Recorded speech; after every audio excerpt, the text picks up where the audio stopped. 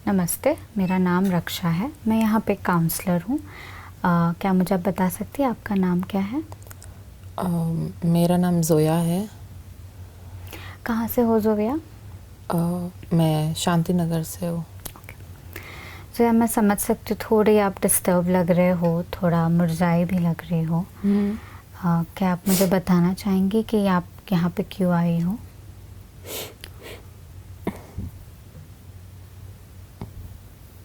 समझ सकती हूँ।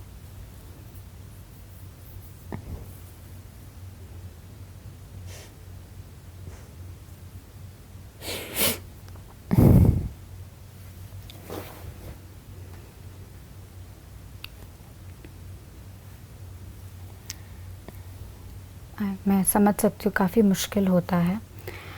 क्या हम थोड़ी सी बात कर सकते हैं? आप थोड़ा बेहतर महसूस कर रहे हो? जी हाँ। ठीक है। तो ज़ोया, जो मैं समझ सकती हूँ आपकी दिक्कत बहुत मुश्किल है आपको बताने के लिए, पर मैं चाहूँगी कि आप बेझिझक मेरे से बात कीजिए। जो भी आप बताते हैं हम दोनों के बीच में ये गुप्तता मेंटेन रहेगी। किसी को भी किसी को भी ये बारे में कुछ जानकारी नहीं मिलेगी, ठीक है? जी। तो आप कोशिश कीजिएगा बेझिझक बात करने की, ठीक है? ठीक है। तो ज़ोया, आप मुझे बताएंगी कि क्या दिक्कत है, क्या वजह से आप यहाँ पे आना हुआ? मैडम, एक्चुअली मैं अपने पति के साथ रहती हूँ, उनके परिवार के साथ रहती हूँ। हमारी शादी को 5 साल हो गए। एक बच्चा भी है। ओके। पर अभी 2-3 महीने से ऐसा हुआ कि कुछ झगड़े हो गए हम दोनों में। और उन्होंने मेरे पर हाथ उठा दिया। और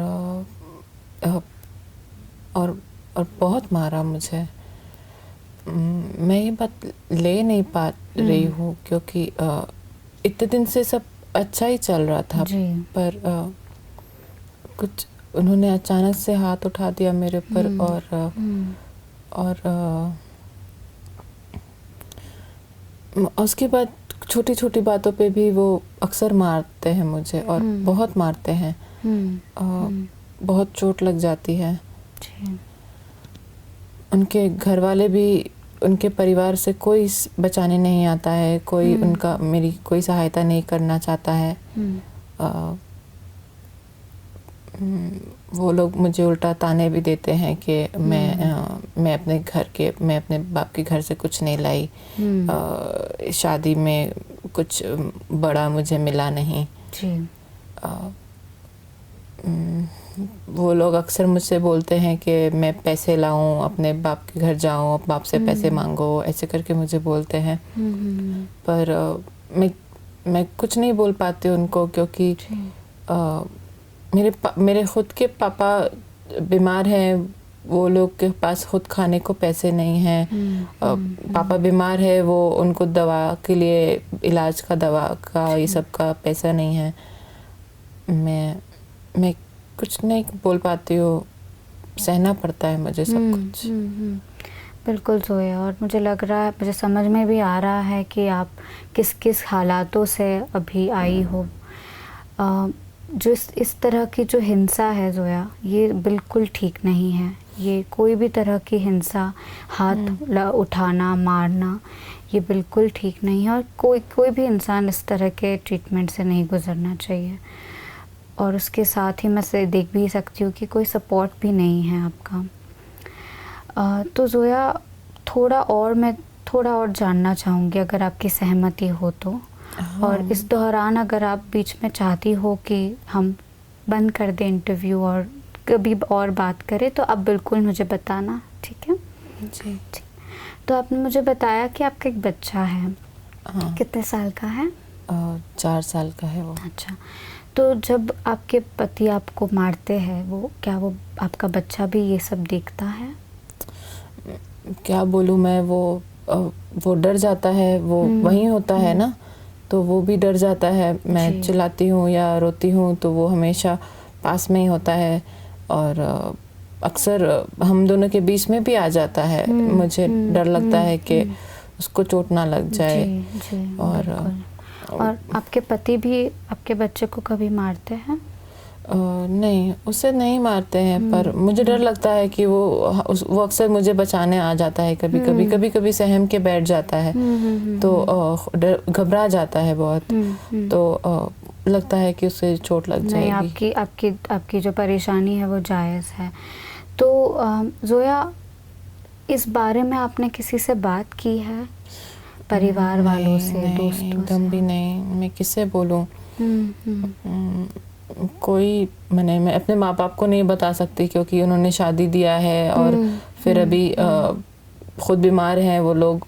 मेरे बारे में इतना परेशान हो जाएंगे, इतना चिंता बढ़ जाएगा उनका। नहीं, मैं समझ सकती हूँ आप क्या सोच रहे। एक बेटी के तौर पे हम नहीं चाहते हैं हमारे परिवार वालों को। पर ज़ोया, यहाँ पे मैं थोड़ा दरख्वास्त करूँगी कि आप कोशिश कीजिए आपके माँ बाप से बात करने का। काफ़ी बार इनसे बात करने से हमें शक्ति मिलती है, सहेलियों से, दोस्तों से। एक हमारे मन का जो दर्द है, जो इतना सारा हमने भर के रखा है, वो काफ़ी हद तक थोड़ा हल्का हो जाता है। मैं समझ सकती हूँ ये सॉल्यूशन नहीं है, बट रोज़मर्रा में इस तरह का परेशानी झेलने से बेहतर है कि किसी से अगर हम बात कर लेते हैं तो थोड़ा हल्का महसूस करते हैं। तो कोशिश कीजिएगा।